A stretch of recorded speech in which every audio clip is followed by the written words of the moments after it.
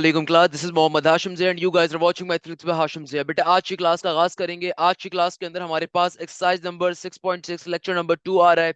Again हमारे पास एक बड़े मजे का कॉन्सेप्ट है, वही लिमिट्स का कॉन्सेप्ट आ रहा है कि बेटा आपको अपर लिमिट गिवन है, लोअर लिमिट गिवन है, इंटीग्रेशन को हमें अप्लाई करना है क्वेश्चंस के ऊपर।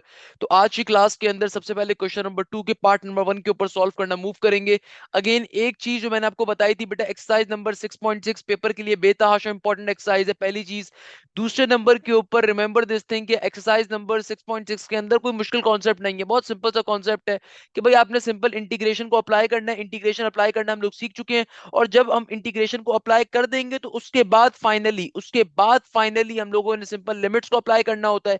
और लिमिट्स कैसे अप्लाई करते हैं? Upper limit minus lower limit करके। तो देखो यहाँ पे क्वेश्चन आ रहा है हमारे पास इंटीग्रेशन, मेरे पास अपर लिमिट गिवन है 4, लोअर लिमिट गिवन है 1। हमेशा याद रखिएगा अपर लिमिट बड़ी होनी चाहिए, लोअर लिमिट छोटी होनी चाहिए। अगर कहीं पे उल्टा गिवन हो तो हम नेगेटिव के साइन के बाद इंटरचेंज भी करवा सकते हैं। आगे चल के ऐसे क्वेश्चन हम लोग देख रहे होंगे, परेशान होने की जरूरत नहीं है। खैर वापस आते हैं क्वेश्चन के ऊपर। तो क्वेश्चन आपसे क्या कह रहा है कि भाई इंटीग्रेशन 4 1, आगे आ रहा है एक्स का एक्स इंटू ब्रैकेट के अंदर एक्स स्क्वायर प्लस का 9 होल पावर में बाहर क्या है 3/2 इंटू डी एक्स। तो बेटा देखो यहाँ पे दो फंक्शंस मल्टीप्लाई हो रहे हैं। हमें मालूम है इंटीग्रेशन में डायरेक्टली कोई मल्टीप्लिकेशन फॉर्मूला नहीं होता, मल्टीप्लिकेशन का मेथड होता है। मगर मैं यहाँ पे साफ तौर पे एक और चीज देख सकता हूँ कि प्यारे शागिर्दों, यहाँ पे एक कंप्लीट टर्म के ऊपर पावर आ रही है, तो भाई इंटीग्रेशन का पावर फॉर्मूला अप्लाई किया जा सकता है। क्योंकि इंटीग्रेशन का पावर फॉर्मूला हमसे क्या कहता है कि भैया बेस का अगर बाहर डेरिवेटिव एग्जिस्ट करता हो तो पावर फॉर्मूला अप्लाई हो जाएगा। अब बेस क्या है? एक्स स्क्वायर प्लस का 9, इसका बाहर डेरिवेटिव क्या होगा? 2x के बराबर होगा। तभी देखो बाहर आपको x तो गिवन है, 2 नहीं गिवन है, तो मल्टीप्लाई डिवाइड करके पहले 2 लेकर आएंगे। जैसे मैंने आपसे कहा ना भाई, सिंपल इंटीग्रेशन अप्लाई करवानी है। आपके पास कभी भी इंटीग्रेशन में लिमिट्स आ जाए, कोई मुश्किल चीज नहीं है, nothing difficult here, it is a very simple concept. आप सिंपल इंटीग्रेशन को अप्लाई करवाओगे, और जब इंटीग्रेशन अप्लाई हो जाएगी तो उसके बाद लिमिट्स को अप्लाई करते हैं। तो भाई सिंपल तरीके से देखो, यहाँ पे इंटीग्रेशन अप्लाई करवानी है, तो चूंकि पावर फॉर्मूला अप्लाई करना है तो बेस का बार डेरिवेटिव नहीं है, तो मल्टीप्लाई डिवाइड करके लेकर आ जाएंगे। तो भाई देखो 4 और 1 लिमिट्स आ गई। आगे क्या हो जाएगा? आगे हो गया मेरे पास एक्स स्क्वायर प्लस का 9, और देखो बेटा होल पावर में क्या है 3/2 का 3/2, और बाहर 2x का 2x इंटू डी एक्स का dx। अब अगर आप और से देखो तो बेटा देखो हमारे पास यहाँ पे फाइनली बेस का बार डेरिवेटिव फॉर्म हो चुका है, तो मैं इंटीग्रेशन को अप्लाई कर सकता हूँ। तो इंटीग्रेशन को अप्लाई करेंगे तो क्या बन जाएगा? देखो इंटीग्रेशन कभी भी अप्लाई जब कर देते हैं ना, तो फिर आपके इंटीग्रेशन का सिंबल रिमूव हो जाएगा। और इंटीग्रेशन कैसे अप्लाई होगी यहाँ पे कि भाई आपके पास सिंपल तरीके से इंटीग्रेशन का पावर फॉर्मूला, पावर में एक इजाफा ऊपर, तो 3/2 प्लस का 1 क्या बन जाएगा बेटा? ये हो जाएगा मेरे पास 5/2। ऊपर भी 5/2 आ जाएगा और नीचे भी मेरे पास 5/2 आ जाएगा। प्लस देखो सिंपल तरीके से हमारी यहाँ पे क्या आ गई, अब जो लिमिट्स आपकी थी ना, लिमिट्स अब आप सिंपल तरीके से ब्रैकेट के बाहर लगा दोगे। अच्छा एक चीज जहन में रखिएगा, अगर कभी भी इंटीग्रेशन के अंदर लिमिट्स गिवन है ना आपको, तो आप प्लस का सी नहीं लगाते हमेशा। उसके पीछे लॉजिक क्या होती है कि भाई लिमिट्स के ऊपर आपको आंसर वैसे ही कांस्टेंट फॉर्म में मिलेगा। तो प्लस का सी तो इंटीग्रल कांस्टेंट को रिप्रेजेंट करता है ना, तो ऑलरेडी अगर क्वेश्चन में लिमिट्स आ रही है तो मैं कभी प्लस सी को इस्तेमाल नहीं करूंगा, सही है ना? कुछ बेसिक बातें होती हैं, आपको मालूम होनी चाहिए, अक्सर बच्चों को पता ही नहीं होता, प्लस का सी लगा के बैठे हुए होते हैं। चंद बेसिक चीजें होती हैं, हमें साथ साथ आइडिया होना चाहिए। तो देखो बाहर वाला 1/2 इट इज इट इज, और ये 5/2 जब नीचे से ऊपर जाएगा तो ऊपर जाके क्या बन जाएगा? रेसिप्रोकेट फॉर्म में लिखा जाएगा, 2/5 बन जाएगा। क्योंकि देखो लिमिट्स हमेशा वेरिएबल के ऊपर अप्लाई होती है, फंक्शन पे अप्लाई होती है। 5/2 तो कांस्टेंट है, इसलिए हमने उसको बाहर निकाल दिया। अब मेरे पास देखो यहाँ पे क्या बन रहा है, एक्स स्क्वायर प्लस का 9 होल पावर में 5/2, और बाहर मेरी लिमिट्स आ रही है 4 और 1। तो अब आप सिंपल तरीके से लिमिट्स को अप्लाई करवा दो। इधर 2 से देखो 2 क्या हो गया? कैंसिल आउट हो गया बेटा। इधर 2 से हमारा 2 क्या हो रहा है? कैंसिल आउट हो गया। तो क्या बच गया? ये बन गया 1/5। अच्छा भाई यहाँ पे अब मैं अगर लिमिट्स को अप्लाई करवाता हूँ तो एक दफा फॉर्मूला क्या होता है, देखो लिमिट्स अप्लाई करवाने का, इंटीग्रेशन यहाँ पे अप्लाई करवा दी सिंपल तरीके से। अब लिमिट्स को अप्लाई करवाएंगे तो लिमिट्स को अप्लाई करने का फॉर्मूला होता है upper limit minus lower limit. एक दफा मेरे फंक्शन के अंदर जो वेरिएबल आ रहे हैं यहाँ पे मैं अपर लिमिट डालूंगा, बाकी तमाम वैल्यू सिमिलर रहेंगी जो कांस्टेंट है। फिर माइनस का साइन लगाऊंगा, फिर वैल्यू में इनपुट अपना एक दफा दूंगा मैं लोअर लिमिट को, सही है ना? तो यहीं पे एक काम करना है, तो क्या बन जाएगा? ये हो जाएगा 4 का स्क्वायर प्लस का 9, और बाहर होल पावर में देखो बेटा क्या है 5/2, फिर माइनस का साइन हमारे पास लिमिट्स का, और फिर आगे क्या हो जाएगा 1 का स्क्वायर प्लस का 9 होल पावर में 5/2। अब देखो बेटा जब यहां तक का काम आप लोगों ने कर लिया ना, अब इस क्वेश्चन को फर्दर सिंपलीफाई हम लोग कैसे करेंगे? देखो सबसे पहले नंबर के ऊपर तो बात समझो कि भाई आपको यहाँ पे 1/5 का 1/5 बाहर मौजूद है। मुझे मालूम है 4 का स्क्वायर क्या होता है, 4 का स्क्वायर 16 होता है, प्लस का 9, तो 16 प्लस कर रहा हूँ, क्या बन जाएगा बेटा, ये हो जाएगा आपके पास 25 के बराबर। और देखो होल पावर में क्या है, 5/2 का 5/2, आगे देखो माइनस का साइन, 1 का स्क्वायर इज 1 एंड प्लस का 9, तो बेसिकली क्या बन गया, बन गया 10, और अगेन होल पावर में क्या आ रहा है, 5/2 का 5/2 सा है ना। अब देखो अगर मुझे फर्दर सिंप्लीफाई करना है, जरा बात को समझिएगा। देखो बेटा आप कभी भी अगर आपके पास इंटीग्रेशन के ऊपर लिमिट्स आ रही है ना, तो भाई डेसिमल के अंदर हमेशा हमारा सबसे लास्ट तरीन आखिरी तरीन जो है ना ऑप्शन होता है कि हम डेसिमल के ऊपर अपने आंसर को निकालने की कोशिश करते हैं, वरना हमारी कोशिश होनी चाहिए कि भाई क्वेश्चन मोस्ट सिंप्लीफाइड तरीन फॉर्म पे रहे। अब इसको सिंप्लीफाइड तरीन फॉर्म पे जो ब्रेक करना है ना, वो सारा एल्जेब्रिक वर्क है कि आपकी एल्जेब्रा कितनी अच्छी है, आप एल्जेब्रा को कैसे खेल रहे हो। फॉर एग्जाम्पल देखो क्या मतलब है इसका, देखो 1/5 तो भाई रेडियस मौजूद है। अब मैं इसको फर्दर सिंप्लीफाई कैसे करूंगा, बेसिक में से क्लास 2 क्लास 3 वाली के 25 क्या होता है, मुझे मालूम है 25 होता है 5 का स्क्वायर, और बाहर होल पावर में 5/2। देखो अगर आप डायरेक्टली कैलकुलेटर को यहाँ पे यूज करोगे ना, कैलकुलेटर आपको डेसिमल में बहुत सारी जगहों पे आंसर दे देगा, तो वो चीज गलत हो जाएगी। आपने डेसिमल पे डायरेक्टली आंसर नहीं लेकर आना, आपने पहले कुछ स्टेप्स को शो करना है, कुछ स्टेप्स करने जरूरी है। भाई अगर मैं स्टेप्स नहीं करने, यानी कि अगर कोई बच्चा बोलता है सर ये फजूल काम करने की जरूरत है, हम डायरेक्टली कैलकुलेटर पे कर सकते हैं डेसिमल, तो भाई आपको फिर इतनी फनकारी करने की जरूरत है, डायरेक्टली क्वेश्चन को उठा के कैलकुलेटर पे डालो, क्वेश्चन भी आपको डायरेक्टली आंसर मिल जाएगा कैलकुलेटर के ऊपर। तो अगर अगेन चूंकि 5 नंबर के लिए क्वेश्चन आ रहा है ना, तो बेटा फिर आपको थोड़ा स्टेप वाइज चलना होता है, सही है ना। अब देखो 10 की पावर 5/2 आ रहा है, अब यार मैं अगर डायरेक्टली इसको कैलकुलेटर पे डालूंगा ना, डेसिमल मुझे मिल जाएगा, तो यानी कि इसे ब्रेक डाउन करवाना है। अब ब्रेक कैसे करवाएं, देखो पावर में आ रहा है 5/2। अब हमें एक कॉन्सेप्ट मालूम है मैथ्स का कि दुनिया के अंदर देखो बेटा कभी भी दो टर्म्स अगर मल्टीप्लाई होती हैं, मैथ्स का एक बेसिक कॉन्सेप्ट है कि यार दुनिया में कभी भी दो टर्म्स अगर मल्टीप्लाई होती हैं, तो हमेशा अगर उनकी बेसिस सेम होती है तो पावर्स क्या हो जाती है, पावर्स हमेशा ऐड हो जाती हैं। तो क्या बन जाएगा, बन जाएगा a इंटू के, ए की पावर k प्लस का 5, नॉर्मल सी चीज है। इसी तरीके से देखो अगर कहीं पे कोई पावर ऐड होके आ रही है, तो हम उसको ब्रेक भी कर सकते हैं, नॉर्मल सी बात है भाई। फॉर एग्जांपल अगर कहीं पे लिखा हुआ a की पावर 10, तो आप इसको ब्रेक करवा सकते हो किसके अंदर, a की पावर 2 इंटू ए की पावर 8 के अंदर, क्योंकि देखो whenever two terms multiply and their basis are same, their power always add. तो भाई a की पावर 10 को मैं ब्रेक करवा के क्या लिखवा सकता हूँ, a की पावर स्क्वायर इंटू ए की पावर 8। सिमिलरली अब देखो 5/2 अगर ब्रेक हो तो क्या बनेगा, अगर मैं 5/2 को ब्रेक करवाता हूँ, कैलकुलेटर पर डाल के चेक कर लो, मेरे ख्याल में 2 प्लस का 1/2 होगा, है ना भाई, बिल्कुल ऐसा ही है। 2 प्लस का 1/2 क्या होगा, 5/2 के बराबर होगा, तो हम इसको भी ब्रेक करवा के लिख देते हैं। तो भाई अगर मैं इसको ब्रेक करवा के लिखूं तो क्या बन जाएगा, मैं इसको लिखता हूँ ब्रेक करवा के 10 के स्क्वायर, और आगे लिख देता हूं मैं 10 की पावर हाफ के अंदर। तो मैंने क्या करा, देखो बेटा यहाँ पे 10 की पावर 5/2 को मैंने ब्रेक करवा दिया 10 की पावर स्क्वायर इंटू 10 की पावर हाफ के अंदर, सिंपल सा कॉन्सेप्ट है। अब देखो इससे फायदा क्या हुआ, 1/5 का 1/5, देखो बेटा ये स्क्वायर जो है स्क्वायर को कैंसिल आउट कर देगा, तो यहाँ पे बेसिकली क्या बन गया, 5 की पावर 5, आगे देखो माइनस का साइन। फिर देखो यहाँ पे मेरे पास क्या है, 10 का स्क्वायर, 10 का स्क्वायर मुझे पता है 100 के बराबर होता है ना भाई, 10 का स्क्वायर क्या होता है, we all know this particular thing कि 10 का स्क्वायर तो 100 के बराबर होता है। आगे क्या आ रहा है, 10 की पावर हाफ, और 10 की पावर हाफ क्या होता है भाई, ये हो जाएगा √10 के बराबर। तो अगर मुझे इसे फर्दर सिंप्लीफाई करना है तो कैसे करूंगा, जरा और से बात को समझिएगा कि अगर मैं इन दोनों टर्म में से 5 को कॉमन ले लूं, अगर मैं इन दोनों टर्म में से 5 स्क्वायर को बल्कि कॉमन ले लूं, क्योंकि देखो 5 का स्क्वायर क्या होगा 25, एंड 25 4 दैट इज 100। भाई मुझे ये बात मालूम है, चलो अभी कॉमन नहीं लेते, पहले बात जरा समझ लेते हैं कि देखो 5 की पावर 5 एज इट इज, 100 क्या होता है हमारे पास, 100 हमारे पास होता है सिंपल तरीके से 25 मल्टीप्लाई बाय 4, ऐसे ही है ना भाई, 100 किसके बराबर होता है, 25 मल्टीप्लाई बाय 4 के बराबर होता है। तो अगर अब मैं यहाँ से कॉमन लेना चाहूं तो कॉमन ले सकता हूं, आप बोलोगे सर बिल्कुल ले सकते हैं कॉमन।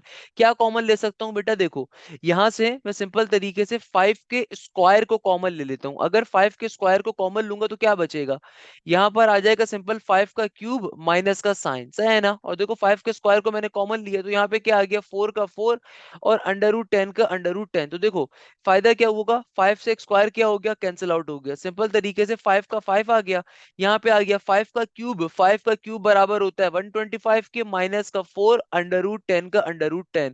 ये आपका फाइनली इस क्वेश्चन का आंसर आ गया। अक्सर बच्चे गलती क्या करते हैं कि भाई लिमिट्स के क्वेश्चन के अंदर डायरेक्टली यहां तक पहुंचे, यहां तक पहुंचने में कैलकुलेटर पे तमाम वैल्यू डाला, डेसिमल पे आंसर निकाल कर आ जाएंगे। भाई डेसिमल पे अगर आंसर निकाल कर आ जाओगे, 5 नंबर का क्वेश्चन है, आपको 3 नंबर या 2 नंबर खाली मिलेंगे, सही है ना। क्योंकि भाई ये वाले स्टेप्स करना लाजमी है, क्योंकि इसमें आपको फाइनल स्टेप तक लाजमी तौर पे पहुंचना है। आपकी किताब के अंदर भी बाय द वे इस क्वेश्चन का यही आंसर गिवन है, तो हमारा फाइनल आंसर क्या हो जाएगा, ये आ जाएगा। इस तरीके से देखो क्वेश्चन सॉल्व हो गया। देखो क्वेश्चन कोई डिफिकल्ट नहीं है, क्वेश्चन इजी क्वेश्चन है। असल चीज क्या मैटर करती है कि आप किस तरीके से क्वेश्चन को लेकर चल रहे हो, किस तरीके से आप अप्लाई करवा रहे हो। इंटीग्रेशन को सबसे पहले अप्लाई करना है, जब इंटीग्रेशन अप्लाई हो जाएगा उसके बाद सिंपल तरीके से आप लोगों ने बेटा क्या करना है, सिंपल तरीके से यहाँ पे आपने फिर लिमिट्स को अप्लाई करवाना है, फिर बेसिक अलजेब्रिक मैथ्स को यूज करना है। अच्छा तो बेटा हमारे पास देखो बेटा नेक्स्ट क्वेश्चन आ रहा है इंटीग्रेशन 5 और 2 की मुझे लिमिट्स गिवन है। आगे एग्जामिनर मुझसे कहता है कि भैया सिंपल तरीके से आपको क्वेश्चन को सिंप्लीफाई करना है, x divided by 7x² plus का 2।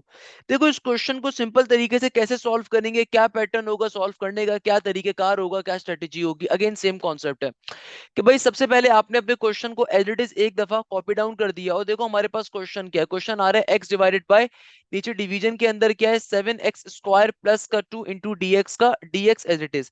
अब हम लोग क्या काम करेंगे, देखो सबसे पहले नंबर के ऊपर तो आपको यहाँ पे अगर इंटीग्रेशन को अप्लाई करना है ना, तो मुझे साफ तौर पे दिख रहा है कि यार दो फंक्शंस यहाँ पे डिवाइड हो रहे हैं, और इंटीग्रेशन के अंदर हमारे पास डायरेक्टली कोई डिवीजन फॉर्मूला एग्जिस्ट नहीं करता। तो भाई सबसे पहला जो कॉन्सेप्ट होता है कि अगर दो फंक्शंस डिवाइड हो रहे हो तो एलन शॉर्टकट को अप्लाई करते हैं। तो एलन शॉर्टकट कहता है क्या है, एलन शॉर्टकट ये कहता है कि यार अगर तो तुम्हारे पास नीचे वाली टर्म का ऊपर डेरिवेटिव एग्जिस्ट कर रहा है, तुम एलन शॉर्टकट को अप्लाई कर दो। तो अब देखो नीचे वाली टर्म क्या है, नीचे वाली टर्म आ रही है 7x² प्लस का 2, इसका डेरिवेटिव होगा 7 2 14x, और प्लस के 2 का डेरिवेटिव होगा 0, यानी कि ऊपर 14x होना चाहिए था, जो कि ऊपर मुझे साफ तौर पे दिख रहा है एग्जिस्ट नहीं कर रहा। इसका मतलब क्या है कि बेटा 14 से मल्टीप्लाई डिवाइड करके लेकर आओगे, तो भाई सिंपल तरीके से मैं क्या करूंगा, 14 से डिवाइड करवाऊंगा और 14 से मल्टीप्लाई। तो देखो यहाँ पे इंटीग्रेशन की मेरी लिमिट्स 5 और 2 एट इट इज, ऊपर मेरे पास आ जाएगा simple 14x into D x, और नीचे डिवीजन में क्या आ जाएगा, ये आ जाएगा सिंपल 7x² प्लस का 2 एट इट इज। अब आप यहाँ पे फाइनली इंटीग्रेशन को अप्लाई करवाओगे, अप्लाई करवाने के ऊपर क्या करेंगे मेरा बेटा, कैसे अप्लाई करवाएंगे कि देखो एलन शॉर्टकट का फॉर्मूला यहाँ पे मैं इजी अप्लाई कर सकता हूँ। तो भाई अब ये क्या बन जाएगा, ये बन गया 1/14 का 1/14, और सिंपल तरीके से एलन शॉर्टकट क्या कहते हैं, नीचे वाली टर्म का ऊपर डेरिवेटिव जब आ जाए तो सिंपल तरीके से एलन को लिखो, और जो भी तुम्हारे पास नीचे वाला फंक्शन था वो सिंपल एलन का फंक्शन बन जाएगा, और हमारी जो लिमिट्स होंगी वो ब्रैकेट के बाहर लिख दी जाएंगी। अब फाइनली हमें यहाँ पे क्या करना है बेटा, अपनी लिमिट्स को अप्लाई करवाना है, तो सिंपल तरीके से लिमिट्स को अप्लाई करवा देंगे। तो बेटा लिमिट्स को कैसे अप्लाई करवाएंगे कि देखो यहाँ पे सिंपल तरीके से बाहर 1/14 का 1/14 एज इट इज, लिमिट्स क्या कहती हैं भाई, upper limit minus lower limit. तो बेटा देखो क्या बन जाएगा, ये हो जाएगा ln का ln 7 का 7, एक्स पे अपर लिमिट क्या है मेरे पास 5, तो 5 का स्क्वायर, आगे क्या हो जाएगा प्लस का 2, माइनस का साइन, और फिर ln का ln, आगे क्या हो जाएगा 7 का 7, लोअर लिमिट क्या है 2 के बराबर, 2 का स्क्वायर प्लस का 2, सही है ना बेटा। तो हमने finally upper limit minus lower limit को कर दिया। तो बेटा देखो क्या बन जाएगा, ये हो जाएगा 1/14 का 1/14, आगे क्या आ रहा है ln का ln। देखो आगे हमारे पास क्या है, 5 का स्क्वायर क्या होता है, 5 का स्क्वायर 25, और 7 इंटू 25 मल्टीप्लाई करवा के चेक कर लो, आपके पास क्या बन गया भाई 7 इंटू 25, ये हो गया मेरे पास सिंपल 175, 175 प्लस का 2, ये बन गया हमारे पास 177, माइनस का साइन, यहाँ पे क्या हो गया एलन का एलन, 2 का स्क्वायर 4 होता है, 7 4 जा 28, 28 प्लस का 2 30 बन जाएगा, तो ये एलन 30 हो गया। अभी भी अगेन सॉल्व नहीं हुआ, एक स्टेप रहता है कि देखो दुनिया में कभी भी दो एलन अगर आपस के अंदर सब्ट्रैक्ट हो रहे हो, दुनिया में बेटा कभी भी दो एलन अगर आपस में सब्ट्रैक्ट हो रहे हो, तो एलन की प्रॉपर्टी होती है, लॉगरिथम की प्रॉपर्टी होती है कि भाई ln a माइनस का ln b किसके बराबर होता है, ये बराबर होता है ln को एक ही बार लिखोगे, और जो दो फंक्शंस आपस में माइनस हो रहे थे वो डिवीजन के अंदर चले जाएंगे, सही है ना। तो इस कॉन्सेप्ट को हम यूटिलाइज कर लेंगे, तो क्या बन जाएगा 1/14 का 1/14, ये हो जाएगा ln को आप एक ही बार लिखोगे बेटा, और यहाँ पर क्या हो जाएगा, यहाँ पे सिंपल तरीके से हमारे पास हो जाएगा, ऊपर वाला फंक्शन है 177, नीचे वाला है 30 का 30, सही है ना बेटा। तो ये आपके पास सिंपल तरीके से आंसर आ गया। चाहो तो इसको फर्दर थोड़ा सिंप्लीफाई कर सकती हो कि भाई 30 के टेबल में 177 आता है, तो आप डिवाइड करके चेक कर लीजिए, 177 डिवाइडेड बाय 30, आंसर आ जाएगा आपके पास 59 डिवाइडेड बाय 10। तो यानी कि फाइनल फाइनल फाइनल आंसर क्या आ जाएगा, 1/14 का 1/14 इंटू ln का ln, आगे क्या हो जाएगा, आगे हो जाएगा सिंपल 59 डिवाइडेड बाय 10। तो ये आपका फाइनली इस क्वेश्चन का बेटा आंसर आ जाएगा, क्वेश्चन सॉल्व हो गया। मुझे बताइए इसमें क्या मसले की बात है बेटा, क्या प्रॉब्लम की बात है। लोग कहते हैं कि भाई इंटीग्रेशन कोई बहुत मुश्किल चीज है, अरे भाई बच्चों वाली चीज है, अगर आप तरीके से बैठ के पढ़ोगे इंशाल्लाह ताला आप इजीली क्लियर कर सकते हो इसको, क्लियर है बेटा। अब देखो हमारे पास जो नेक्स्ट क्वेश्चन आ रहा है, क्वेश्चन नंबर 2 का पार्ट नंबर 3 आ रहा है, अगेन बड़े मजे का क्वेश्चन है बेटा। इस क्वेश्चन को वैसे तो आपको खुद से सॉल्व कर लेना चाहिए। देखो इस क्वेश्चन के अंदर अगेन क्या पैटर्न है, आपको लिमिट्स गिवन है 3 और 0 की, आपके पास सिंपल तरीके से नीचे वाली टर्म के अंदर क्या आ रहा है, अंडर रूट के अंदर 2x² प्लस का 6x प्लस का 5, ऊपर आ रहा है 2x प्लस का 3। मुझे साफ तौर पे दिख रहा है कि दो फंक्शंस यहाँ पे डिवाइड हो रहे हैं, सिंपल तरीके से आप इंटीग्रेशन को अप्लाई करवाओगे, इंटीग्रेशन जब अप्लाई हो जाएगी तो उसके बाद आपने क्या करना है बेटा, उसके बाद सिंपल तरीके से हम लोगों ने यहाँ पे अपनी लिमिट्स को अप्लाई करवा देना है। तो बेटा देखो किस तरीके से हम लेके जाएंगे इस चीज को, कि सबसे पहले आप क्वेश्चन को अपने एज इट इज एक दफा लिख दीजिए। मेरा जो भी क्वेश्चन आ रहा है, क्वेश्चन हमारा क्या आ रहा है, क्वेश्चन आ रहा है इंटीग्रेशन 30, ऊपर मेरे पास क्या है, ऊपर मेरे पास है 2x प्लस का 3, और नीचे डिवीजन के अंदर आ रहा है अंडर रूट का अंडर रूट, आगे आ रहा है 2x स्क्वायर प्लस का 6x प्लस का 5 × dx का dx। और भाई सबसे पहले मुझे साफ तौर पे दिख रहा है दो फंक्शंस डिवाइड हो रहे हैं, इंटीग्रेशन में कोई डिवीजन फॉर्मूला तो एग्जिस्ट करता नहीं है, तो मैं क्या करूंगा भाई, नीचे वाली टर्म को डायरेक्टली ऊपर हम लोग भेज देंगे, ताकि हमारे पास ऊपर जाके अंडर रूट नेगेटिव के हाफ में कन्वर्ट हो जाएगा पावर की। तो क्या बन जाएगा, देखो 3 और 0 एडिटिस का एडिटिस, नीचे वाली टर्म को जब मैं नीचे से ऊपर भेजूंगा तो बेटा ऊपर जाके क्या बन जाएगा, ये हो जाएगा 2x², आगे क्या आ रहा है प्लस का 6x प्लस का 5 होल पावर में नेगेटिव का हाफ, और ऊपर पहले से क्या मौजूद था, ऊपर देखो पहले से मौजूद था 2x प्लस का 3 × dx। अब अगर मुझे यहाँ पे इंटीग्रेशन का डेरिवेटिव का या इंटीग्रेशन का पावर फॉर्मूला अप्लाई करना है, तो बेटा देखो इंटीग्रेशन का पावर फॉर्मूला हमसे क्या कहता है, इंटीग्रेशन का पावर फॉर्मूला बहुत सिंपल सी बात करता है, ये कहता है कि भाई तुम्हारे पास जिस टर्म के ऊपर भी कंप्लीट पावर आ रही है इसका बार डेरिवेटिव एग्जिस्ट करना चाहिए। तो बेटा देखो 2x² का डेरिवेटिव क्या होगा, 4x होगा, नॉर्मल सी बात है। और देखो 6x का डेरिवेटिव क्या होगा, प्लस का 6 होगा। 5 का डेरिवेटिव 0 हो जाएगा, यानी कि देखो ऊपर मेरे पास 2x+3 आ रहा है, यानी कि इस पूरी टर्म को अगर 2 से मल्टीप्लाई करवाऊंगा तभी तो ये भैया 4x प्लस का 3 बनेगा, अदरवाइज तो नहीं बन सकता 4x प्लस का 3। ऐसा ही है ना बेटा, तो क्या करना पड़ेगा, पहले 2 से मल्टीप्लाई डिवाइड करवाना पड़ेगा। तो सिंपल तरीके से मैं 2 से डिवाइड भी करवाऊंगा और 2 से मल्टीप्लाई भी, सही है ना बेटा, ताकि हमारे पास क्या बन जाए, डेरिवेटिव कंप्लीट हो जाए। देखो ऊपर क्या है, 2x² प्लस का 6x प्लस का 5 होल पावर में नेगेटिव का हाफ एज इट इज, 2 से मल्टीप्लाई डिवाइड करवाएंगे तो देखो क्या बन गया, ये बन गया 4x प्लस का 6 बाय dx का dx एज इट इज। अब जब मेरे पास ये बाहर डेरिवेटिव आ चुका है, डेरिवेटिव कंप्लीट हो गया, अब फाइनली आप लोगों ने क्या करवाना है, इंटीग्रेशन को अप्लाई। तो बेटा देखो यहाँ पे हाफ का half as it is, integration अच्छा अब इंटीग्रेशन को डायरेक्टली अप्लाई करवाने पे मूव कर रहे हैं ना, तो डायरेक्टली इंटीग्रेशन को अप्लाई करवाने पे जा रहे हैं। तो भाई इंटीग्रेशन अप्लाई हो सकती है, बिल्कुल हो सकती है, क्योंकि देखो फंक्शन का बाहर डेरिवेटिव में लेकर आ चुका हूं, जब पावर फॉर्मूला कंप्लीट हो चुका है, तो अब सिंपल तरीके से इंटीग्रेशन का पावर फॉर्मूला अप्लाई करवा देंगे। तो पावर फॉर्मूला क्या कहता है, पावर फॉर्मूला हमसे कहता है कि भाई जो भी तुम्हारा फंक्शन आ रहा था उसको एज इट इज एक बार लिखो, पावर में एक इजाफा करो ऊपर। तो देखो नेगेटिव का हाफ प्लस का 1 क्या बनेगा, पॉजिटिव का हाफ, तो जो भी वैल्यू ऊपर आई है उसको एक बार नीचे भी लिखो। और फाइनली अब जब आपने इंटीग्रेशन को अप्लाई करवा दिया तो आपकी लिमिट्स अब इन ब्रैकेट्स के ऊपर चली जाएंगी, सही है ना बेटा। अब हमारी लिमिट्स कहाँ चली जाएंगी, इन ब्रैकेट्स के ऊपर मूव कर जाएंगी। तो अब हमने सिंपल तरीके से यहाँ पे अपनी लिमिट्स को अप्लाई करवा देना। नेक्स्ट स्टेप पे लिमिट्स कैसे अप्लाई करवाते हैं बेटा, लिमिट्स अप्लाई करवाने का फॉर्मूला होता है, क्या फॉर्मूला होता है, upper limit minus lower limit. तो सिंपल तरीके से इस काम को मूव करना है। अच्छा भाई देखो बाहर क्या है, हाफ का हाफ एज इट इज, ये नीचे वाला हाफ जब नीचे से ऊपर जाएगा तो रेसिप्रोकेट फॉर्म में लिखा जाएगा, तो क्या बन जाएगा 2/1 के बराबर।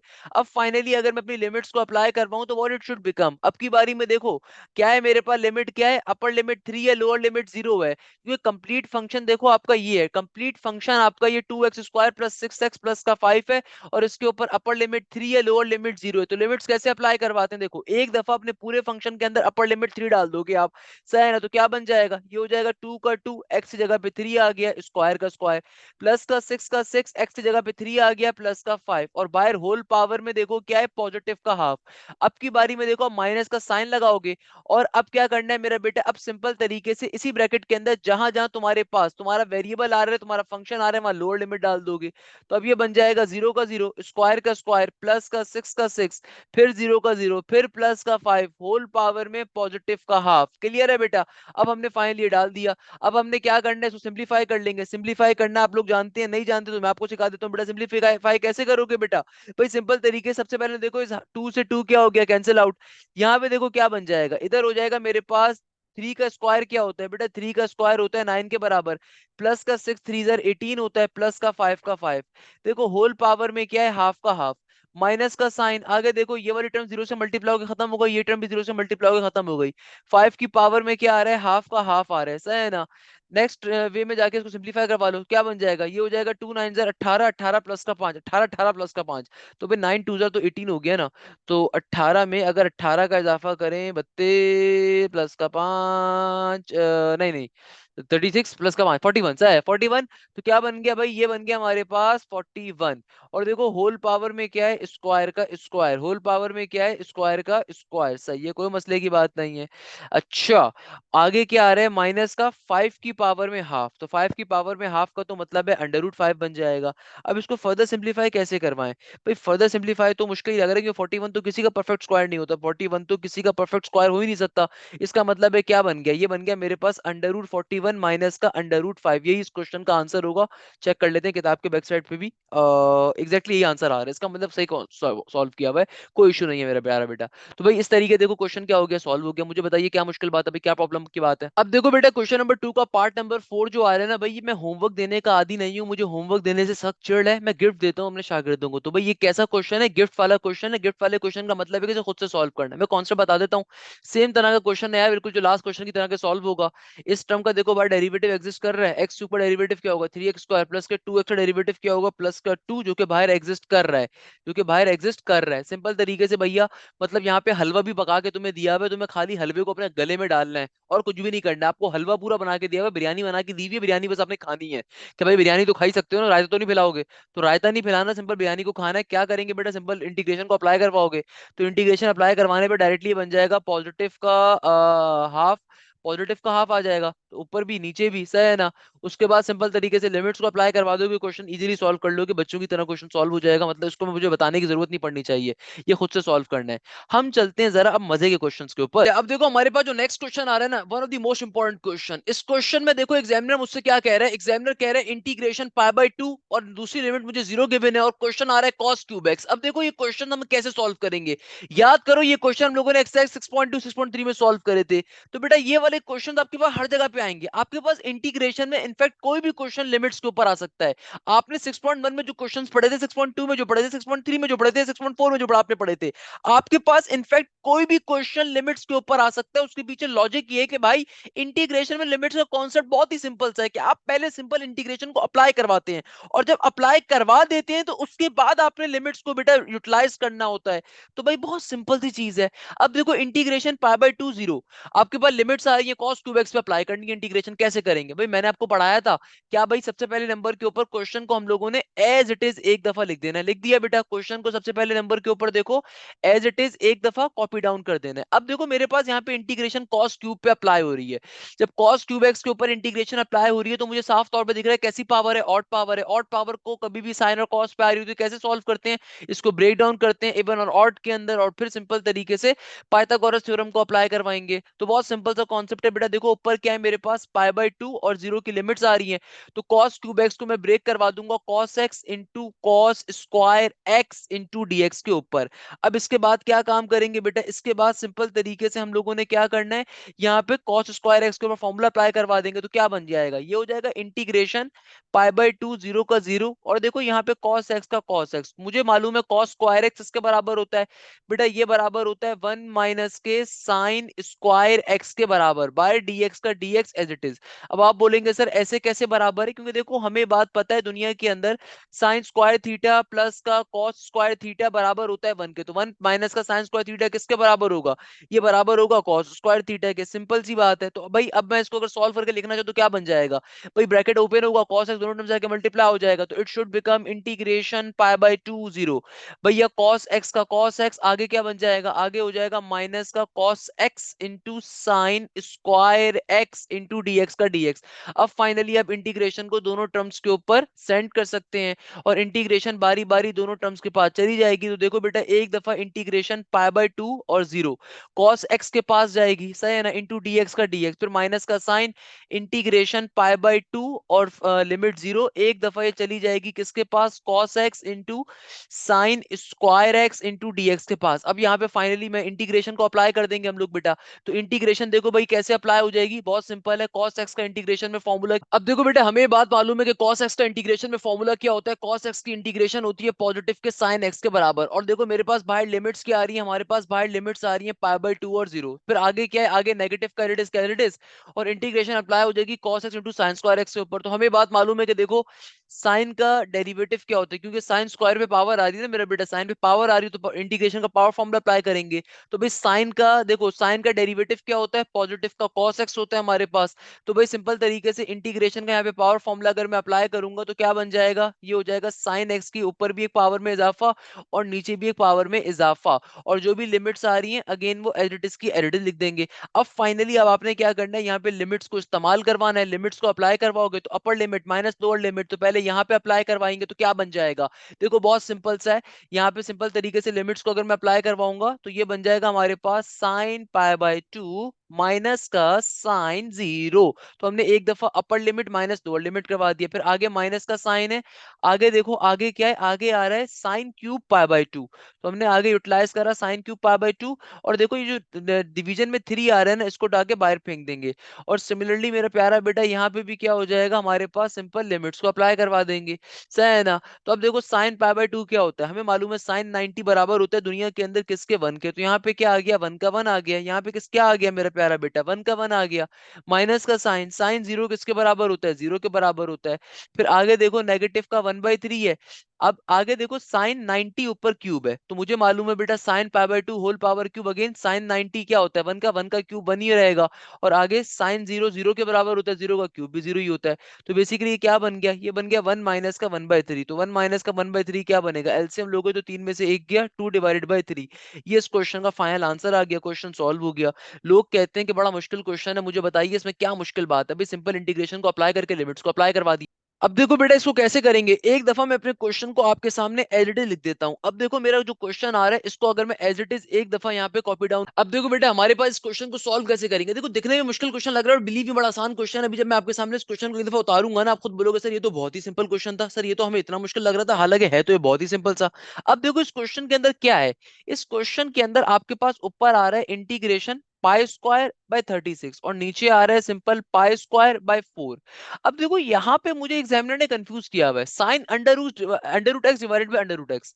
अब देखो अगर मैं इसको जरा अलग करके लिखूं, साइन अंडर रूट एक्स और ये जो डिवीजन में अंडर रूट एक्स आ रहा है ना, इसको अगर मैं अलग करके लिखूं तो क्या बनेगा, ये बनेगा मल्टीप्लाई बाय यानी one by under root x into dx का डीएक्स। अब देखो अगर मुझे यहाँ पे इंटीग्रेशन अप्लाई करनी है साइन के ऊपर, तो भाई साइन के ऊपर इंटीग्रेशन उस सूरत में अप्लाई होगी जब यहाँ पे साइन के एंगल का बाहर डेरिवेटिव एग्जिस्ट कर रहा होगा।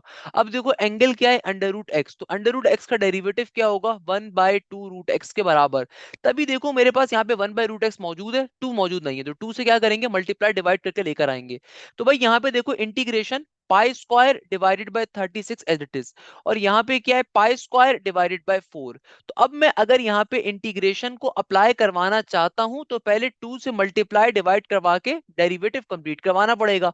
तो भाई यहाँ पे देखो साइन रूट एक्स का साइन रूट एक्स, और यहाँ पे क्या बन जाएगा one divided by two under root x into dx का डीएक्स। तो देखो इससे फायदा क्या हुआ, फायदा ये हुआ कि मेरे एंगल का बाहर फाइनली डेरिवेटिव आ गया। जब एंगल का बाहर डेरिवेटिव हमारे पास आ गया तो हम लोगों ने क्या करना है बेटा, सिंपल तरीके से यहाँ पे अपने पर्टिकुलरली फंक्शन को अप्लाई करवा देना है, अपनी लिमिट्स को अप्लाई करवा देना है। तो देखो टू का टू यहाँ पे एज इट इज। अब जब मैं इंटीग्रेशन को यहाँ पे अप्लाई करवाऊंगा तो क्या बन जाएगा, साइन का इंटीग्रेशन में फॉर्मूला होता है नेगेटिव का कॉस, और जो भी एंगल आ रहा है वो एज इट इज कर दिया जाएगा। और फाइनली जो मेरी लिमिट्स आ रही है वो ब्रैकेट के ऊपर आ जाएंगी, तो पाई स्क्वायर बाय 36 और यहाँ पे क्या हो जाएगा पाई स्क्वायर डिवाइडेड बाय 4। और अब फाइनली हम लोगों ने क्या करवा देना है बेटा, अपनी यहाँ पे लिमिट्स को अप्लाई करवाना है। तो भाई देखो लिमिट्स, अब आपको समझ में आएगा सर ये इतनी बड़ी लिमिट्स क्यों गिवन थी। अब समझ में आ रहा है कि अंडर रूट के अंदर तो जाहिर सी बात है वो स्क्वायर कैंसिल आउट कर देगा ना मेरा बेटा रूट उसको। तो भाई देखो नेगेटिव का टू मैं बाहर निकाल देता हूँ। अब मैं अपनी जब लिमिट्स को अप्लाई करवाऊंगा तो एक दफा अपर लिमिट को अप्लाई करवाऊंगा, तो अपर लिमिट क्या है मेरे पास, देखो अपर लिमिट आ रही है पाई स्क्वायर डिवाइडेड बाय 36, फिर माइनस का साइन, और एक दफा लोअर लिमिट को अब डालेंगे तो लोअर लिमिट क्या है कॉस का कॉस, और अंडर रूट के अंदर अब की बारी में आ जाएगा पाई स्क्वायर डिवाइडेड बाय 4, सही है ना। और फाइनली हमने इसको सिंप्लीफिकेशन करने के ऊपर जाना है। तो बेटा देखो यहाँ पे बाहर क्या मौजूद है नेगेटिव का टू एज इट इज, आगे आ रहा है किसके बराबर कॉस का कॉस। देखो पाई स्क्वायर बाय 36 क्या बन जाएगा, स्क्वायर से पाई कट गया, 36 क्या होता है सिक्स का स्क्वायर, तो ये बन जाएगा simple pi by six. Minus का साइन अप्लाई करेंगे, देखो बेटा कॉस का कॉस एज इट इज, और पाई स्क्वायर डिवाइडेड बाय 4 क्या बन जाएगा, ये हो जाएगा हमारे पास सिंपल तरीके से पाई बाय टू के बराबर। सही है ना, किसके बराबर आ जाएगा पाई बाय टू के बराबर आ जाएगा। अब आप बैठ के डायरेक्टली कैलकुलेटर पे डाल के सॉल्व कर सकते हो। अच्छा कैलकुलेटर के ऊपर जब बच्चे जो है ना पाई बाय सिक्स डालते हैं ना, अक्सर हमारे जो मासूम सी आवाम होती है ना, बेचारे जो बच्चे होते हैं, उन्हें बेसिक बातों का भी आइडिया नहीं होता। तो भाई देखो हमेशा याद रखिएगा कैलकुलेटर के अंदर जब आप कभी भी अगर कॉस पाई/6 लिखोगे ना, आपको आंसर कभी भी सही नहीं मिलेगा। उसके पीछे रीजन ये कि अगर आप ऊपर कैलकुलेटर में देखोगे ना, एक फंक्शन होगा रेडियन का, वो एक्टिव नहीं हुआ हुआ होगा। अभी एक्टिव हुआ हुआ होगा डिग्री का फंक्शन। तो देखो दुनिया में दो डिफरेंट चीजें होती हैं। अगर कभी भी आप ट्रिगोनोमेट्रिक फंक्शन के अंदर डिग्री की फॉर्म के अंदर एंगल्स को डालते हो ना, तो डिग्री का फंक्शन एक्टिव होना चाहिए। और अगर रेडियन की फॉर्म में डाल लो तो रेडियन का फंक्शन एक्टिव होना चाहिए। तो भाई दो तरीके हैं, या तो आप पाई/6 को पहले आप डिग्री में कन्वर्ट करवा कर डाल दो, या फिर डायरेक्टली अगर डालना चाह रहे हो तो एटलीस्ट अपने मेन्यू के सेटअप में जाकर रेडियन को शिफ्ट दबा के अल्फा दबाओ, सेकंड करके एंगल यूनिट के ऊपर जाओ और उसको रेडियन पे कन्वर्ट कर लो कि ऊपर आर बना हुआ आ जाएगा। जब आर बना हुआ आ जाए, अब आप फाइनली यहाँ पे cos पाई/6 अगर रखोगे तो cos पाई/6 की वैल्यू क्या होती है? cos पाई/6 हमारे पास बराबर होता है सिंपल, पाई/6 का मतलब 6 3 18 ना, तो यानी कि cos 30 के, तो cos 30 बराबर होता है हमारे पास किसके?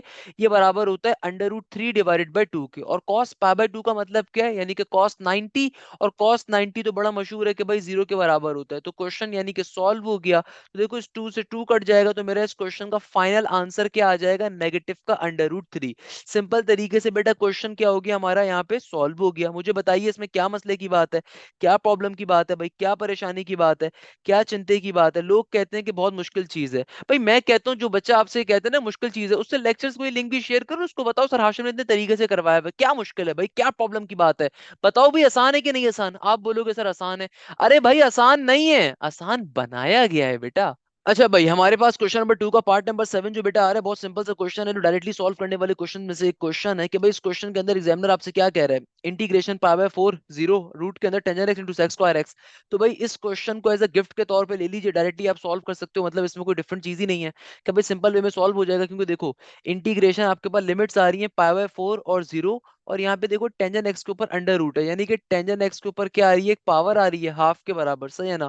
और बाहर मेरे पास क्या है? बाहर हमारे पास है sex square x into D x. तो देखो हमारे पास चूंकि फंक्शन का बाहर डेरिवेटिव एग्जिस्ट कर रहा है, तो टेंजेंट एक्स का डेरिवेटिव क्या होता है? सेक्स स्क्वायर एक्स के बराबर होता है। तो सिंपल तरीके से वो एग्जिस्ट कर रहा है। तो यानी कि मैं सिंपल तरीके से यहाँ पे इंटीग्रेशन को अप्लाई करवाऊंगा, तो जब इंटीग्रेशन को अप्लाई करवाऊंगा तो इंटीग्रेशन की सिंपल पावर फॉर्मूला अप्लाई हो जाएगा। तो क्या बन जाएगा? हाफ प्लस का वन, तो ऑब्वियसली 3/2 बन जाएगा, ऊपर भी 3/2 आ जाएगा, नीचे भी 3/2 आ जाएगा। यानी कि यहाँ पे ये बन जाएगा मेरे पास टेंजेंट एक्स की पावर में 3/2 ऊपर भी, और नीचे भी हमारे पास क्या आ जाएगा? 3/2 आ जाएगा। और फाइनली आपके पास जो लिमिट्स आ रही हैं, अब ब्रैकेट के बाहर आपने लिमिट्स को अप्लाई कर देना है, और फिर लिमिट्स को अप्लाई करवा दोगे नेक्स्ट स्टेप के ऊपर, तो क्वेश्चन आपका क्या हो जाएगा? सॉल्व हो जाएगा। इस क्वेश्चन को आपने खुद से बैठ के सॉल्व कर लेना है। A very simple question, I don't think कि मुझे इसको करवाने की नीड पड़नी चाहिए। खैर वापस आते हैं नेक्स्ट क्वेश्चन के ऊपर। देखो तो बेटा क्वेश्चन नंबर 2 का पार्ट नंबर 8 इंपॉर्टेंट क्वेश्चन। देखो इस क्वेश्चन में एग्जामिनर हमसे क्या कह रहा है, क्या बात कर रहा है, सारी बातों को जरा समझ लेते हैं। देखो इस क्वेश्चन में एग्जामिनर कहता है इंटीग्रेशन 2 और 0 मेरी लिमिट्स आ रही हैं, आगे कह रहा है e⁻⁵ - 2 dx। अब देखो इस क्वेश्चन के अंदर हम लोग क्या काम करेंगे? बहुत सिंपल सा काम है कि देखो बेटा हमारे पास यहाँ पे इंटीग्रेशन है और लिमिट्स मेरी क्या है? 2 और 0।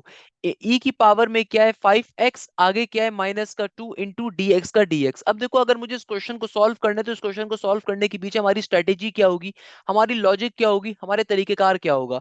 हम सिंपल वे में इस क्वेश्चन को सॉल्व करेंगे। कैसे? अब देखो सिंपल वे में सॉल्व करने का मतलब क्या है कि भाई मैं सबसे पहले नंबर के ऊपर, मुझे साफ तौर पे दिख रहा है यहाँ पे नेचुरल एक्सपोनेंट आ रहा है, तो भाई नेचुरल एक्सपोनेंट का इंटीग्रेशन में फॉर्मूला क्या होता है? इंटीग्रेशन में नेचुरल एक्सपोनेंट का फॉर्मूला ये होता है कि भाई नेचुरल एक्सपोनेंट की पावर में जो भी फंक्शन आ रहा है ना, उसका बाहर डेरिवेटिव होना चाहिए, सही है ना? अब देखो पावर में फंक्शन क्या आ रहा है? 5x - 2, तो इसका डेरिवेटिव क्या होगा? 5 के बराबर होगा। तो भाई 5 अभी बाहर एग्जिस्ट नहीं कर रहा, तो मैं मल्टीप्लाई डिवाइड करके 5 को ले आऊंगा, तो ऊपर मेरी लिमिट एडिटिव की एडिटिव रहेंगी। यहाँ पे क्या बन गया? ई की पावर में 5x - 2। तो देखो हम लोगों ने 5 से मल्टीप्लाई करवाया, 5 से डिवाइड करवाया। इससे फायदा क्या हुआ कि भाई मेरे पास ई की पावर में जो फंक्शन आ रहा था उसका बाहर डेरिवेटिव हम लोग लेकर आ गए। अब यहाँ पे फाइनली इंटीग्रेशन को अप्लाई करवा सकते हैं, तो 1/5 का 1/5। और इंटीग्रेशन में नेचुरल एक्सपोनेंट का फॉर्मूला क्या कहता है? ये कहता है कि भाई अगर नेचुरल एक्सपोनेंट के अंदर एक्सपोनेंट वाली टर्म जो पावर में फंक्शन आ रहा है उसका बाहर डेरिवेटिव एग्जिस्ट कर रहा है, तो आपने सिंपल तरीके से क्या काम करना है? एज इट इज अपने नेचुरल एक्सपोनेंट को एक दफा लिख देना है, और जो भी मेरी लिमिट्स आ रही थी वो एडिटिव की एडिटिव आ जाएंगी। अब फाइनली मैं क्वेश्चन को क्या करवाऊंगा? सिंप्लीफाई करवा दूंगा। तो क्या बन जाएगा? ये हो जाएगा ई की पावर में 5 का 5, एक्स की जगह पे 2 आ जाएगा, माइनस का 2 का 2, आगे क्या हो जाएगा? ई की पावर में 5 और एक्स की जगह पे 0 आ जाएगा, -2। तो भाई सिंप्लीफाई अगर आप इसे करवा दोगे तो क्या बन जाएगा? ये हो जाएगा 1/5 का 1/5, और आगे क्या हो जाएगा? ई की पावर में 5 2 10, 10 माइनस का 2 क्या हो जाएगा, 8 के बराबर हो जाएगा। फिर आगे खत्म हो गया, ई की पावर क्या हो जाएगी, नेगेटिव का 2 हो जाएगी, तो ई की पावर में नेगेटिव का 2 आ गया। अब देखो ये क्या बन गया, ये बन गया ई की पावर 8 माइनस ई की पावर -2। तो अगर मैं इसको फर्दर सिंप्लीफाई करवाना चाहूँ तो क्या बनेगा, ये बन जाएगा 1/5 का 1/5 ई की पावर 8 एज इट इज का एज इट इज, नेगेटिव का साइन देखो ई की पावर में -2 आ रहा है। -2 का मतलब क्या है कि भाई इसको अगर मैं ऊपर से नीचे भेजूंगा, नीचे आके क्या बन जाएगा, ई की पावर स्क्वायर बन जाएगा। सही है ना बेटा। अब फाइनली आपने क्या करना है, यहाँ पे सिंप्लीफिकेशन करवा दीजिए, तो क्या हो गया, ये हो गया 1/5 का 1/5, और यहाँ पे हो जाएगा ई स्क्वायर का ई स्क्वायर, ई स्क्वायर जाके ई की पावर 8 से जब मल्टीप्लाई होगा, whenever two term multiply their basis are same their power always add, तो ये बन जाएगा ई की पावर 10 माइनस का 1 एज इट इज। तो ये फाइनली हमारे पास वैल्यू आ गई। इसको अगर आप तरीके से लिखो तो क्या बन जाएगा, ऊपर मेरे पास आ गया ई की पावर 10 माइनस का 1, नीचे डिवीजन में आ गया 5 इंटू ई का स्क्वायर। तो ये हमारा क्या आ गया बेटा, क्वेश्चन सॉल्व होके हमारा फाइनल आंसर आ गया। ये हमारा क्या आ गया, सिंपल तरीके से फाइनली हमारा पर्टिकुलरली आंसर आ गया, हमारा क्वेश्चन क्या हो गया, हमारा क्वेश्चन सॉल्व हो गया। क्वेश्चन नंबर 9 इंपॉर्टेंट क्वेश्चन है बेटा, इस क्वेश्चन को मार्क कर लो, इस एक्सरसाइज का one of the most important question. इस क्वेश्चन में देखो एग्जामिनर कह रहा है integration π/3 0 cos cube 3x sin square 3x। अब एग्जामिनर कहते हैं कि भाई इसको सॉल्व करना है, सबसे पहले तो आपको फिगर आउट करना पड़ेगा कि आपको इंटीग्रेशन कैसे अप्लाई करनी है। तो भाई इंटीग्रेशन कैसे अप्लाई करें इस क्वेश्चन के ऊपर, again a very very important concept, I would say a very interesting concept as well, कि देखो इस क्वेश्चन के अंदर हम किस लॉजिक के ऊपर क्वेश्चन को सॉल्व करना स्टार्ट कर रहे हैं, that matters a lot here. कि यार आपके पास यहाँ पे देखो cos क्यूब 3x आ रहा है, आगे sin स्क्वायर 3x आ रहा है। देखो लिमिट्स विमिट्स तो बाद में अप्लाई होती है, इनको लेके कभी स्टार्टिंग में टेंशन मत लिया करो, स्टार्टिंग में हमेशा इंटीग्रेशन को अप्लाई करने की टेंशन लो। अब देखो cos क्यूब 3x है, sin स्क्वायर 3x है, दो काम कर सकते हो। एक काम तो तुम ये कर सकते हो कि यार आप ये तो cos को ब्रेक करवाओगे पावर को, या sin की पावर को ब्रेक करवाओ। अब देखो cos की पावर ब्रेक करवाते हो तो ऑब्वियसली कैसे ब्रेक करवाओगे, cos इंटू cos स्क्वायर, और sin स्क्वायर को ब्रेक करवाओगे डायरेक्टली हम पे पाइथागोरस थ्योरम अप्लाई करोगे, 1 माइनस का cos स्क्वायर x।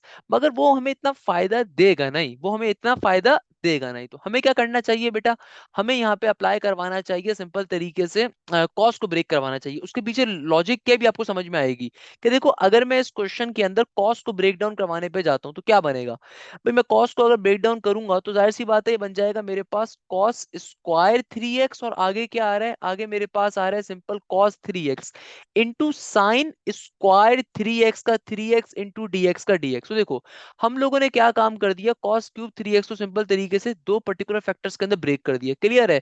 तो भाई यहाँ पे मेरे पास क्या आ गया, इंटीग्रेशन π/3 और 0 का 0।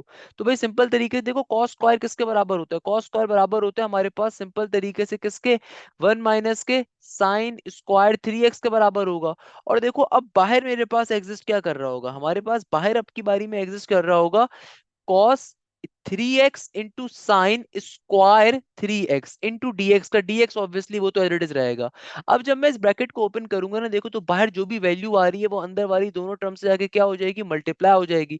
तो क्या बन जाएगा, ये हो जाएगा इंटीग्रेशन π/3 0 का 0। तो भाई cos 3x और साइन स्क्वायर 3x जाके एक दफा 1 से मल्टीप्लाई होंगे, तो क्या बन जाएगा, ये हो जाएगा हमारे पास सिंपल तरीके से cos 3x into sine square 3x, और फिर माइनस का साइन एज इट इज।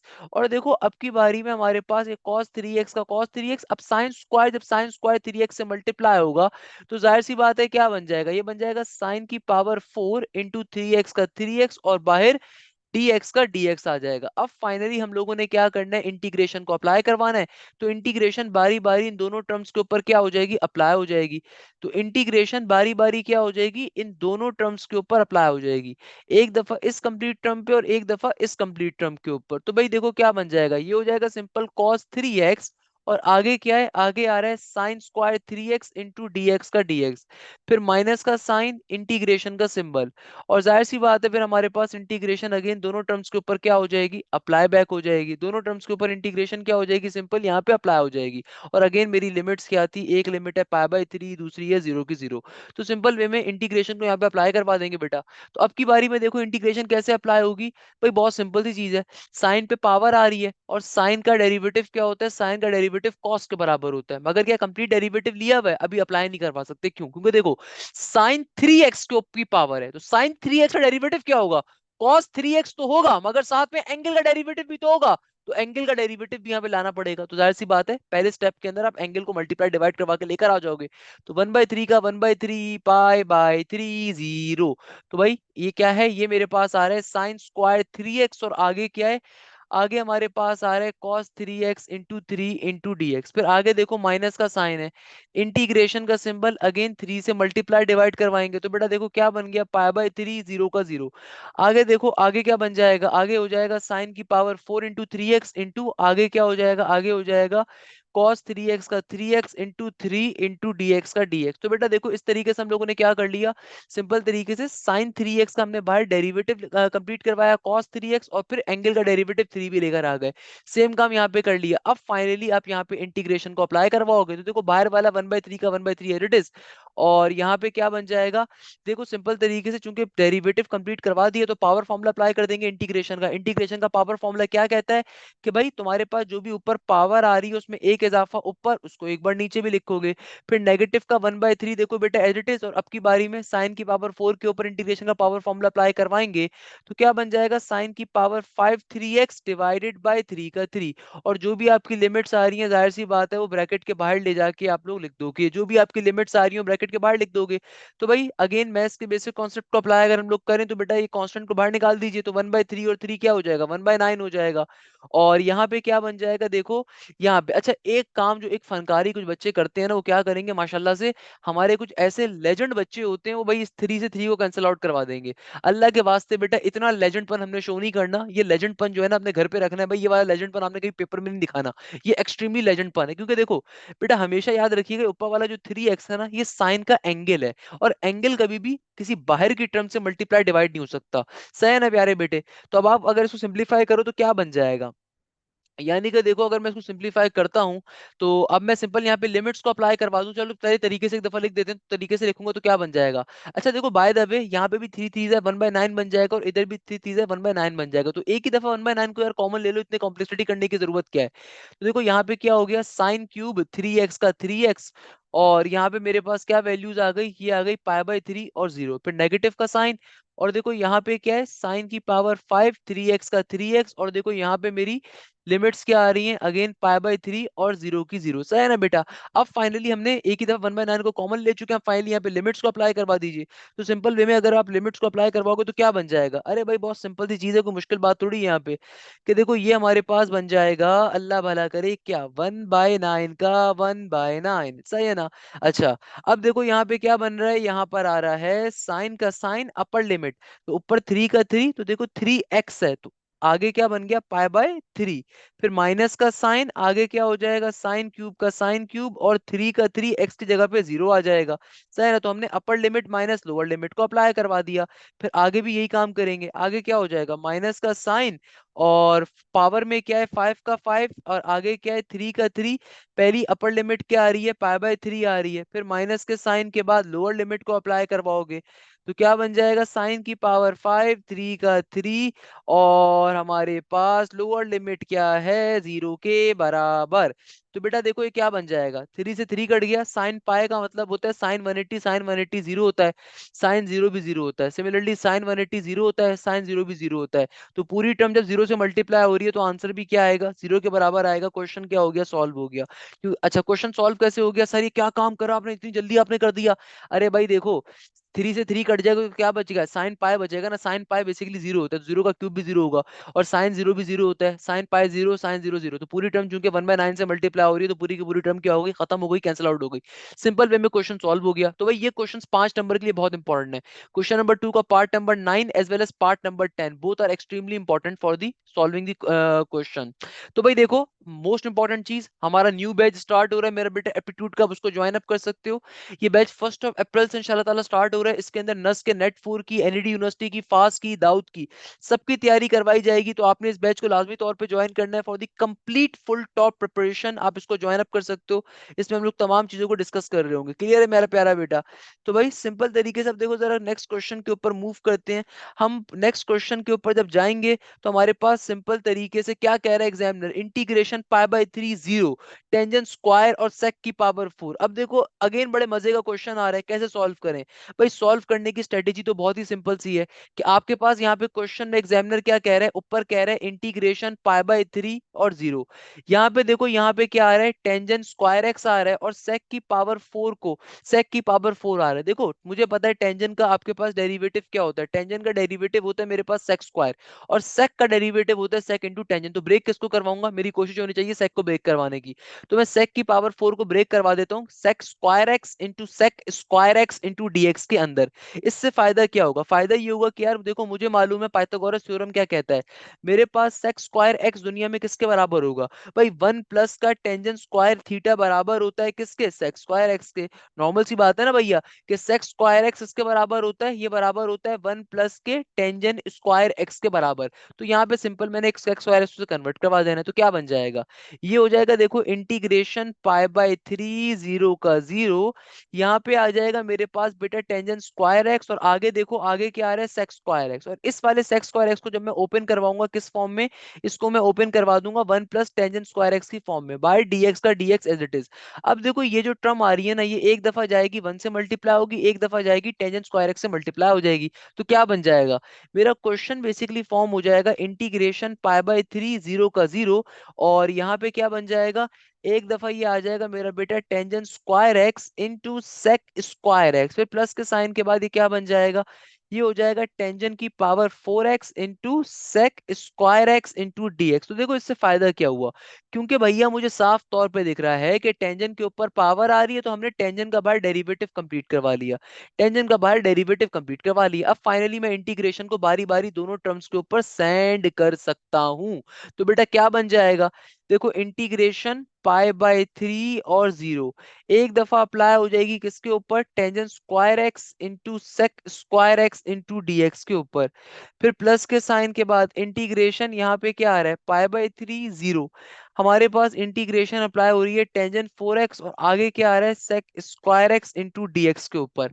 अब सिंपल तरीके से अगर मैं इंटीग्रेशन को यहाँ पे अप्लाई बैक करवाऊंगा, तो कैसे अप्लाई करवाएंगे, देखो इंटीग्रेशन का पावर फॉर्मूला, क्योंकि यहाँ पे दोनों टर्म्स के ऊपर बार हमारे पास डेरिवेटिव कंप्लीट हो रहा है, तो सिंपल वे में क्या बन जाएगा, ये हो जाएगा हमारे पास मेरा बेटा पावर फॉर्मूला जब अप्लाई होगा तो ये बन जाएगा पावर में एक इजाफा ऊपर, उसको एक बार नीचे भी लिखेंगे, और जो भी आपकी लिमिट्स आ रही है वो लिमिट्स बाहर ब्रैकेट के बाहर आपने लिख देनी है, सही है ना। सिमिलरली यहाँ पे क्या बन जाएगा, टेंजेंट की पावर फाइव एक्स, और नीचे डिवीजन में भी क्या आ जाएगा, फाइव आ जाएगा, और जो भी आपकी लिमिट्स आ रही है वो बाहर ब्रैकेट के ऊपर आप लिख दोगे। क्लियर है प्यारे बेटे।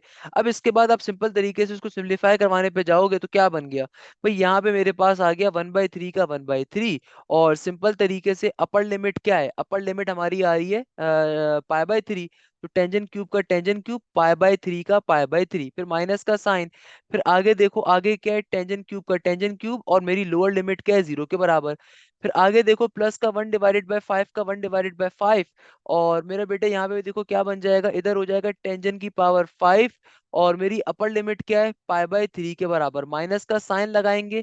अब की बारी में देखो टेंजेंट फाइव का टेंजेंट फाइव, और मेरी लोअर लिमिट क्या है जीरो के बराबर, सही है ना। अब आपने इसको बैठ के सिंप्लीफाई करवा देना है, तो बेटा देखो क्या बन जाएगा, ये हो जाएगा वन बाई थ्री का वन बाई थ्री, और tangent cube pi by three क्या होता है, भाई आप कैलकुलेटर के ऊपर अगेन रेडियन के अंदर रखिएगा। देखो अगर पाई की फॉर्म में कभी भी आप ट्रिगोनोमेट्री के अंदर डालते हो वैल्यू को, तो हमेशा आपका कैलकुलेटर का एंगल रेडियन की फॉर्म में होना चाहिए। तो टेंजेंट पाई बाई थ्री क्या बन जाएगा, टेंजेंट वैसे पाई बाई थ्री होगा सिक्सटी होगा ना, रूट थ्री के बराबर होता है वैसे तो टेंजेंट सिक्सटी क्या होता है हमारे पास रूट थ्री, ऊपर क्या आ रहा है क्यूब का क्यूब एज इट इज, तो ये बन गया अंडर रूट थ्री का क्यूब, और टेंजेंट जीरो बराबर होता है किसके, जीरो के बराबर ही होता है, तो ये तो जीरो का जीरो ही रहेगा, सही है ना। आगे क्या हो जाएगा, आगे हो जाएगा प्लस का वन बाय फाइव, और tangent power five pi by three, तो भाई ये किसके बराबर होगा, ये भी जाहिर सी बात है अंडर रूट थ्री के बराबर होगा होल पावर फाइव के, और माइनस का जीरो। तो भाई ये क्या बन गया आपके पास, ये आपके पास सिंपल तरीके से आ गया, अल्लाह भला करे क्या, ये हमारे पास देखो क्या आ रहा है वन बाई थ्री का वन बाई थ्री, और ये देखो क्या आ रहा है रूट थ्री का पावर क्यूब। तो भाई पावर क्यूब का मतलब क्या है कि रूट थ्री का स्क्वायर इंटू रूट थ्री, ऐसे है ना भैया। पावर थ्री का मतलब क्या है, पावर थ्री का मतलब ये कि मैं इसको ऐसे करके लिख सकता हूँ, बात एक ही होगी। फिर देखो आगे क्या आ रहा है, आगे आ रहा है प्लस का वन डिवाइडेड बाय फाइव, और रूट थ्री की पावर फाइव, तो अगेन देखो रूट थ्री की पावर फाइव का मतलब क्या है कि इसको मैं ब्रेक कैसे करवा सकता हूँ, रूट थ्री की power four into root three का रूट थ्री। तो इससे फायदा ये होगा कि देखो ये क्या बन गया, ये हमारे पास सिंपल तरीके से आ गया। अगर मैं इसको सिंप्लीफाई करवाऊं ना बेटा, तो क्या बन जाएगा, 1/3 का 1/3, देखो इस स्क्वायर से रूट कैंसिल आउट हो गया, तो ये तो बन गया 3 × √3, सही है ना। अच्छा, इस 3 से 3 भी कट जाएगा, सिंपल √3 बच रहा होगा। और यहाँ पे देखो √3 की पावर 4, तो भाई एक जो स्क्वायर होगा वो तो रूट कैंसिल आउट करेगा, और 3 का स्क्वायर क्या बन जाएगा, 9 बन जाएगा। तो ये बन गया 9 √3 / 5। तो अब आप इसको अगर बैठ के सिंप्लीफाई करवाओ तो इट शुड बिकम √3 प्लस का 9 × √3 / 5। तो इसका एलसीएम अगर आप लोगे तो 5 नीचे आ गया, यहाँ पे आ जाएगा सिंपल 5 √3 प्लस का 9 √3। तो ये आपके क्वेश्चन का फाइनल फाइनल फाइनल आंसर आ गया। और इस तरीके से हमारा क्वेश्चन सॉल्व हो गया। चाहो तो इसको वैसे फर्दर सिंप्लीफाई भी कर सकते हो, क्योंकि 5 प्लस का 9 क्या बन जाएगा, क्योंकि दोनों के वेरिएबल्स दोनों के साथ √3 आ रहे हैं तो सेम ही आ रहे हैं, तो ये बन जाएगा 14 √3 / 5। तो इस तरीके से आपका फाइनली ये क्वेश्चन क्या हो जाएगा बेटा, सॉल्व हो जाएगा, और हमारा फाइनल आंसर आ गया। तो भाई देखो बिल्कुल भी मुश्किल चीज नहीं है, बहुत ही आसान चीज है, बहुत ही आसान सा कॉन्सेप्ट है, और बहुत सिंपल सा कॉन्सेप्ट है। एप्टीट्यूड साइड पे बहुत ज्यादा पूछा जाता है। तो भाई अगेन हमारा न्यू एप्टीट्यूड का बैच स्टार्ट हो रहा है 1 अप्रैल से, आप उसको ज्वाइन कर सकते हैं। उसके अंदर नस्ट के, नेट 4 की, एनईडी की, फास्ट की, दाऊद यूनिवर्सिटी की, आईबीएससीएस की, कराची यूनिवर्सिटी की और एमडी कैट की, हर सब्जेक्ट की आपकी तैयारी करवाई जा रही होगी। और इसकी फीस सिर्फ और सिर्फ 7,000 रुपीज होगी। आप किसी भी कोचिंग माफिया के पास जाओगे, अपने माँ बाप के पैसे जाया करोगे बेटा, 60-70 हज़ार रुपए लेंगे, at the end of the day पढ़ना फिर भी आपने यूट्यूब से ही होगा, पढ़ना फिर भी आपने मेरे पास ही आके होगा, क्योंकि बेटा इन फिजिकल कोचिंग सेंटर में पढ़ाई के अलावा सारी दूसरी बेकार काम हो रहे होते हैं। तो भाई आपने खुदारा घर पे बैठ के तैयारी करना स्टार्ट कर देनी है। तो भाई न्यू बैच मेरा स्टार्ट हो रहा है, उसको भी ज्वाइन अप कर सकते हो, नहीं तो यूट्यूब से बैठ के भी तैयारी कर सकते हो। तो यहीं पे इस क्लास को एंड करते हैं। जजाक अल्लाह, thank you so much. Hashim दिया साइनिंग ऑफ।